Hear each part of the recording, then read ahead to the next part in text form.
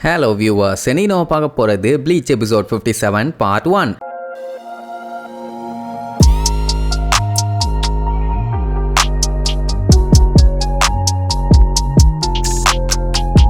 Open பண்ணா போன பாட்டுல நம்ம யோரைச்சி அவ கஷ்டப்பட்டு உருவாக்கின டெக்னிக்னு சொல்லிட்டு இருந்தது அத அவ ஒரு பேரு சொல்லி அதை விட பயங்கரமா பவர்ஃபுல்லா பண்ணி காமிச்சா பாருங்க. சூஃபேங்குக்கு பயங்கர ஷாக் ஆயிரும். எந்த அளவுக்கு இவ பவர்ஃபுல்லா இருப்பான்னு அவ எதிர்பார்க்கவே இல்லை. அதுக்கப்புறம் யோரைச்சி அந்த பவரை யூஸ் பண்ணி காட்டுவா. மிரண்டுட்டா. ஏன்னா அந்த இடத்துல ஒரு பெரிய பள்ளமே ஆயிரும். இவன் நினைச்சிருந்தான்னா வந்தப்பவே இந்த டெக்னிக்கை எடுத்து அவளை பொலன்னு பொழந்திருக்கலாம். ஆனா ஏன் யோரைச்சி அதை பண்ணலன்னா இது ரொம்ப ரொம்ப டேஞ்சரஸான டெக்னிக். இதனால சூஃபேங்கோட உயிருக்கே ஆபத்து வரும். தேவையில்லாம அவளை எதுக்கு கொல்லணும், அது தப்புன்னு சொல்லி அவ பண்ணல. இம்பாசிபிள் அப்படின்னு சொல்லிட்டு யோரைச்சி அட்டாக் பண்றதுக்காக வேகமா வெறித்தனமா ஓடி வருவா. வந்தவ கையில ஷார்ப்பா நெயில் வச்சிருக்காளே அதை வச்சு குத்த வருவா. அப்படியே யோரைச்சி அழகா அவ பவரை யூஸ் பண்ணி சூஃபேங்கோட பவரை நலிஃபை பண்ணி அவ கையை பிடிச்சிருவா. அதுக்கப்புறம் அவளுக்கு அட்வைஸ் வேற, நீ இந்த டெக்னிக்கை யூஸ் பண்ற அளவுக்கு இன்னும் ஸ்ட்ராங் ஆகல, ரொம்ப சீக்கிரமா யூஸ் பண்ணுன்னு நினைக்கிற, அது ரொம்பவே தப்பும்பா. சரி, எப்படி இவளோட பவரை நலிஃபை பண்ணான்னு பாத்தீங்கன்னா அவளும் அதே பவர் யூஸ் பண்ணி தான் அடிக்க வரா, இவளும் அதே பவரை தான் யூஸ் பண்றா. ஸோ அப்படி இருக்கும்போது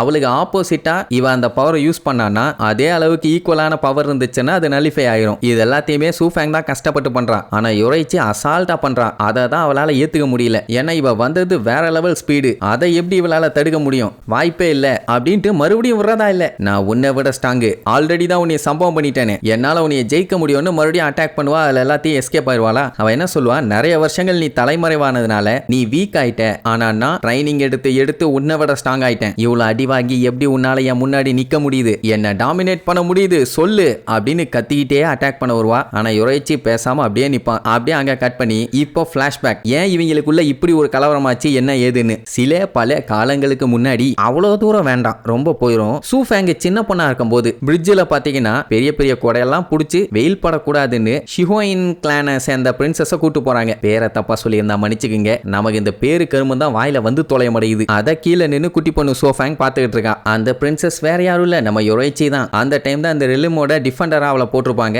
ஒரு நாள் கண்டிப்பா பனிஷ்மெண்ட் ஃபோர்ஸுக்கும் லீடா மாறுவா அப்படின்ட்டு சூஃபேங் கிட்ட சுத்தி இருக்க அவளோட ஃபேமிலி மெம்பர்ஸ் சொல்லிட்டு இருக்காங்க. அதே நேரம் சூஃபேங்கோட கிளான் பாத்தீங்கன்னா அது பாத்தீங்கன்னா ஒரு ஃபோன் கிளான். அந்த கிளான் நம்ம யோரைச்சியோட கிளானுக்கு ஒரு அடியாள் மாதிரின்னு வச்சுக்கோங்க. என்ன சொன்னாலும் செய்யணும். அந்த கிளானை சேர்ந்தவ தான் சூஃபேங். அதாவது அவ பேரு சூஃபோன், சூஃபேங்னு இங்கிலீஷ்ல சொல்லுவாங்க. நம்ம அப்படியே வச்சுக்குவோம். சின்ன பொண்ணா இருக்கும் போதே அவகிட்டையும் சொல்லி தான் வளர்ப்பாங்க. நீயும் அதை தான் ஃபாலோ பண்ணணும், அதுதான் உன் வாழ்க்கையோட கடமை, அவளுக்கு நீ ஒரு நாள் சேவகம் பண்ணணும் அப்படின்னு சொல்லியிருப்பாங்க. அன்னைக்கு தான் அவ ஃபர்ஸ்ட் டைம் அவளை பார்த்திருக்கா. சூஃபேங்குக்கு அவளை பார்க்கும் போதே ஏதோ கடவுளை பார்த்த மாதிரி ஒரு ஃபீலிங். அதுக்கப்புறம் அவளும் கொஞ்சம் கொஞ்சமா வளர ஆரம்பிச்சா.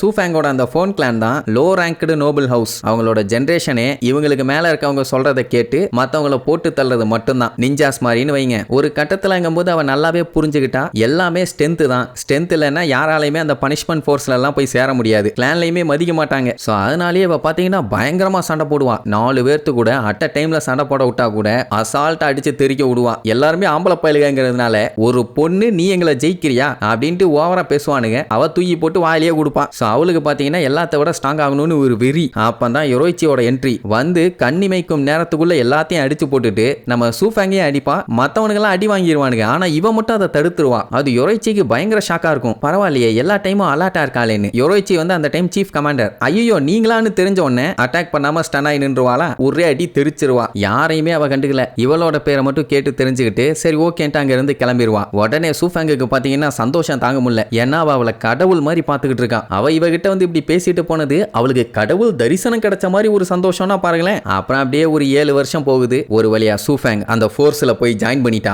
அதுவும் எப்படி, கமாண்டரோட பர்சனல் கார்ட் ஸ்குவாட்ல இவ ஒரு ஆளு. ஃபர்ஸ்ட் நாள் வந்தப்போ முன்னாடி வந்து மண்டி போட்டு நின்ன உடனே வந்துட்டியா வா வாம்பா. சூஃபேங் இருந்துட்டு என் உடல் மனம் என் உயிர் அனைத்தும் உங்களுக்கு சமர்ப்பணம் அப்படின்பா. மற்றவங்களா இருந்தா ஓவரா பில்டப் பண்ணுவாங்க. ஆனா யோரைச்சி தான் ரொம்பவும் கேஷுவலா இருப்பாளே. ஐயோ மறுபடி இதை கேட்டு அழுத்து போச்சுப்பா.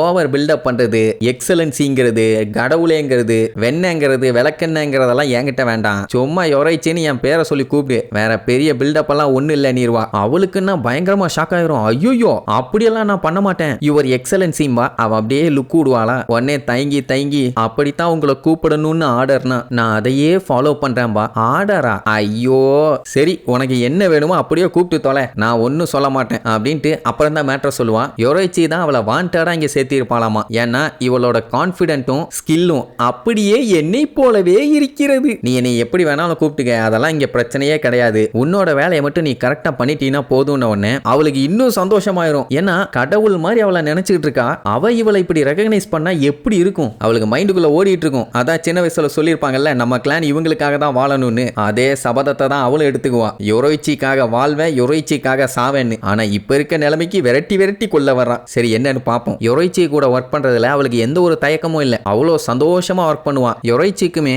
இவன்னா ஒரு தனி அக்கறை. அவளுக்கு தலையில தட்டி கொடுத்தெல்லாம் பேசுவா. மறுபடியும் அவ எக்ஸலன்சி தான் கூப்பிடுவா. திட்டி யோரோய்ச்சின்னு கூப்பிட சொல்லுவா. அப்புறம் வான்னு சொல்லிட்டு ஓடுவாளா. அவளுக்கு என்ன பண்ணுன்னே தெரியல. ஏமா உன்னை நான் என்ன பூ பழம் வெத்தலை பாக்கலாம் வச்சா கூப்பிட முடியும்? வான்னு சொன்னா என் பின்னாடி ஓடி வந்துரு அப்படின்னு உடனே குடுன்னு ஃபாலோ பண்ணுவா. யோரோய்ச்சியுமே அவன் மேல ரொம்ப அக்கறை காட்ட ஆரம்பிச்சிட்டான். அதுக்கப்புறம் சண்டைன்னு போனா யோரோய்ச்சிக்கு முன்னாடி பாஞ்சு போய் சண்டை போடுவா. ஆனா என்ன சின்ன பொண்ணு இல்ல, அந்த அளவுக்கு ஸ்ட்ராங்கா இல்ல. ஆலோஸ் கிட்ட மாட்டுவா. யோரோய்ச்சி காப்பாத்திடுவா. இந்த மாதிரி உயிர் போற சிச்சுவேஷன்ல கூட இவ கூட சேர்ந்து சண்டை போடுறமேனு அவளுக்கு அவ்வளவு சந்தோஷம். பட் கொஞ்சம் சொதப்பிட்டால, காலில் விழுந்து மன்னிப்பு கேட்பான். நான் அவங்கள ப்ரொடெக்ட் பண்ணணும், ஆனா நான் அந்த அளவுக்கு ஸ்ட்ராங்கா இல்ல அப்படின்ட்டு ஃபீல் பண்ணுவா. அட இதெல்லாம் ஒரு விஷயமா, வா போலாம் அப்படின்னு சொன்னா இல்ல நான் வீக்கா இருக்கேன்னு சொல்லுவா. இதெல்லாம் ஒரு விஷயம் இல்லைன்னு சொல்லிட்டேன்னா அவ்வளவுதான், அதை ரொம்ப போட்டு நோண்டாத அப்படின்னு உடனே இவ்வளவு ஃப்ரெண்ட்லியா இருந்த உடனே ரொம்ப தேங்க்ஸ் லேடி யோரோய்ச்சிம்பா, வெரி குட், இப்படித்தான் இருக்கணும்னு சொல்லிட்டு கிளம்பிடுவா. ஆனா அவளுக்குள்ள வெறி. இந்த லட்சணத்துல இருந்தா நான் எப்படி யோரோய்ச்சியை ப்ரொடெக்ட் பண்ண முடியும் அப்படின்ட்டு வெறித்தனமா கத்திக்கிட்டே பிராக்டிஸ் பண்ணுவா. அப்ப சடனா பின்னாடி இருந்து யோரோய்ச்சி வந்து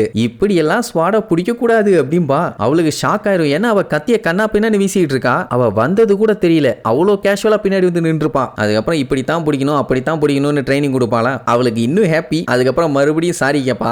எதுக்காக இவ்வளோ கஷ்டப்படுற, அதெல்லாம் வேணாம், நீ இப்பவே நல்லா தான் பண்ணிட்டு இருக்கேன்னு சொன்னா கேட்க மாட்டா. இல்ல என் பவர் பத்தல, உங்களை நான் ப்ரொடெக்ட் பண்ணணும்னா எனக்கு இன்னும் பவர் தேவைன்னு ஃபீல் பண்ணுவா. அதெல்லாம் ஒன்றும் இல்லை, இதுவே போதும். உன்னை பார்த்தா என்ன பார்த்த மாதிரியே இருக்குது. சில டைம் உன்னை பார்க்கும்போது எனக்கு என் தங்கச்சியை பார்த்த மாதிரியே ஃபீலிங் ஆகுதும்பா. இவ்வளோ பெரிய வார்த்தையெல்லாம் யூஸ் பண்ணாதீங்க, நான் அந்த அளவுக்கு ஒர்த் இல்லம்பா. அவ அதெல்லாம் கண்டுக்கிற மாதிரி இல்லை. டப்புன்னு அவன் மடியில பட்டுக்கிட்டு பாரு அந்த மூன் எவ்வளோ அழகா இருக்குதும்பா. யோசிச்சு பாருங்க, ஒரு பிரின்சஸ் லெவல்ல இருக்கவ அவளுக்கு கீழே வேலை பார்க்குறவ மடியில போய் படுப்பாளா? மாட்டாங்க. ஆனா அவ பாருங்க எவ்வளோ கேஷுவலா பெருந்தன்மையா இருக்கான்னு. சூஃபேங்குக்கெல்லாம் என்ன சொல்றதுனே தெரியல. அப்படியே படுத்தவன் நல்லா கொரட்டை விட்டு தூங்கிடுவான். உன்னை அவ தலையில கை வச்சு என்னானாலும் சரி நான் உங்க கூட இருந்து உங்களை ப்ரொடெக்ட் பண்ணுவேன் அப்படின்னு உடனே அப்ப என் தலையில அடிச்சு சத்தியம் பண்றியான்னு கேப்பா.